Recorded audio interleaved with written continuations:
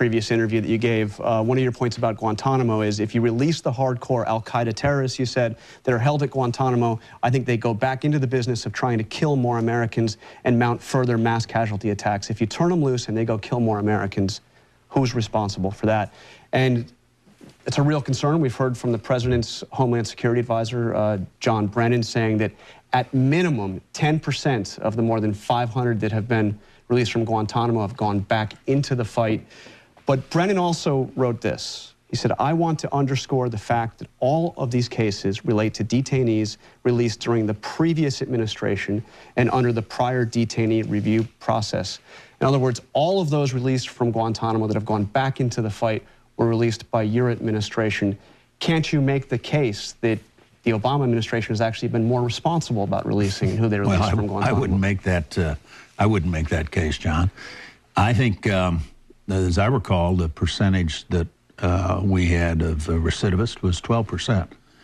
And we released prisoners back basically to their home countries, partly because the State Department was under enormous pressure to do so, and there was an effort to try to return them. The Saudis had a rehabilitation program for returned Saudis. And, did you oppose those releases? I did. I didn't think that releasing anybody was the right thing to do unless you had evidence that, you know, there was a mistake of some kind or they'd been before a commission and you'd reviewed their case and found that the case didn't stand up. And that was usually the case. They were put through a thorough scrub before they were released.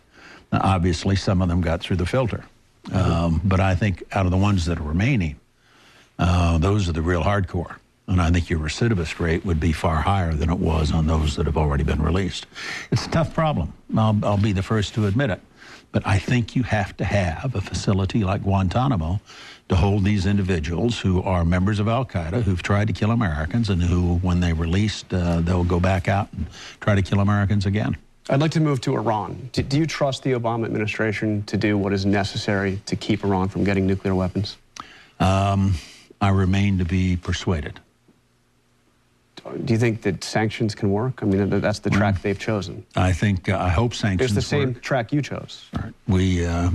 I certainly would hope sanctions will work, but I think they're most likely to work if you keep the military option on the table. I don't think you want to eliminate the military, the possibility of military action. I think that's essential to give any kind of meaning at all in negotiations over sanctions. How close did you come? How close did the Bush administration come to taking military action against Iran? Well, I would, I mean, some of that I can't talk about, obviously, still. I'm sure still classified. We clearly never made the decision. We never crossed over that line of saying, now we're going to mount a military operation to deal with the problem. The president was always hopeful, and I think everybody else was too, that we could find a way to deal with it without having to resort to military force. One of the problems that the Obama administration inherited was the Iranian problem, and it's a tough one. David Sanger of the New York Times says that the Israelis came to the administration in the final months and asked for certain things: bunker-busting bombs, air-to-air refueling capability, overflight rights, and that basically the administration dithered, did not give the Israelis a response. Was that a mistake? I can't get into it. Still, I'm sure a lot of those discussions are still very sensitive. Well, let me ask you, did you advocate a harder line, including in the military area, in those final months? Usually. And with respect to Iran? Well, I made public statements to the effect that I felt very strongly that we had to have the military option, that it had to be on the table, that it had to be a meaningful option, and that we might well have to resort to military force in order to deal with the threat that Iran represented. The problem here being that a nuclear-armed Iran is a huge threat to that entire part of the world and indeed to the United States. We never got to the point where the president had to make a decision one way or the other. Was that a mistake? Was it a mistake to leave that nuclear capability intact? Well, We did a lot because we were very concerned about nuclear capability in the hands of rogue states or potentially shared with terrorist organizations. And we were successful in taking down, for example, Saddam Hussein, who had messed with nuclear weapons twice previously, taking down the AQCON network, a black market operation that was providing technology to the North Koreans, Iranians, and Libyans. We successfully obtained all the Libyan materials for their nuclear program. So we got a lot done. We didn't get everything done. We still, when we finished, there still was the ongoing Iranian problem and the ongoing North Korean problem. Both of them remain to be addressed. I'd like to get your response to Sarah Palin's recent comments on Iran. Say he decided to declare war on Iran or decided to really come out and do whatever he could to support Israel, which I would like him to do. If he decided to toughen up and do all that he can to secure our nation and our allies, I think people would perhaps shift their thinking a little bit and decide, well, maybe he's tougher than we think than he is today. She's, of course, talking about President Obama, seemed to be implying that this would be a good political move for him. What's your take?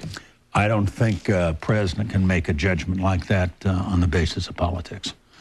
The stakes are too high, the consequences too significant to be treating those as simple political calculations. When you begin to talk about war, you talk about crossing international borders, you talk about committing American men and women to combat, that takes place on a plane clear above any political consideration.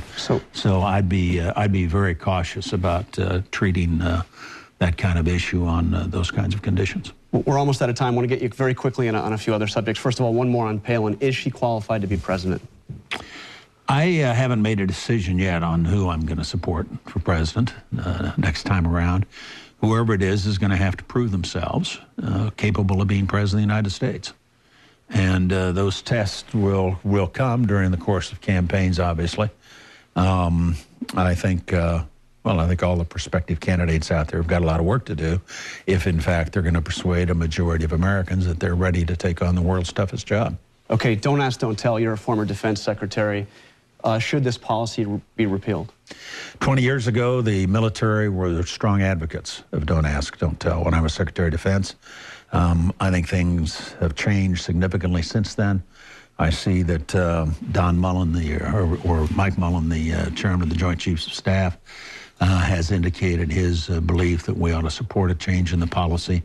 So I think my guess is the policy will be changed. And do you think that's a good thing? I mean, is it time to allow gays and lesbians to serve openly in the military? I think the society has moved on. I think it's partly a generational question. I'm reluctant to second-guess the military in this regard because they're the ones that have got to make the judgment about how these policies affect the military capability of our units. And that first requirement that you have to look at all the time is whether or not they're still capable of achieving their mission, and does the policy change, i.e. putting gays in the force, affect their ability to perform their mission. When the chiefs come forward and say, we think we can do it, then it strikes me that it's time to reconsider the policy, and I think Admiral Mullen said that. And finally, I know that you have a reunion coming up later this month with President Bush. This will be the first time you've seen him since leaving office, face to face? Pretty much, yeah. We talk on the telephone periodically, but the first time I've seen him since January 20th. What does he think of you being so outspoken in contrast to him? Well, I don't think he's opposed to it by any means. I'd be inclined to let him speak for himself about it. The reason I've been outspoken was because there were some things being said, especially after we left office, about prosecuting CIA personnel who had carried out our counterterrorism policy, or disbarring lawyers in the Justice Department who had helped us put those policies together. And I was deeply offended by that, and I thought it was important that some senior person in the administration stand up and defend those people who'd done what we asked them to do. And that's why I got started on it. I'm the vice president now, ex-vice president. I have the great freedom and luxury of speaking out, saying what I want to say, what I believe, and I have not been discouraged from doing so. And that includes writing a book? I'm writing a book, that's correct. Can you give us, before you go, a nugget that's going to be in the book? Give us the title, give us something to go on. Have me back about a year from now, and I'll have a copy of the book for you, John. Okay, it's a deal. All right. Mr. Vice President, thanks a lot for joining us on This Week. Good to see you. I've enjoyed it.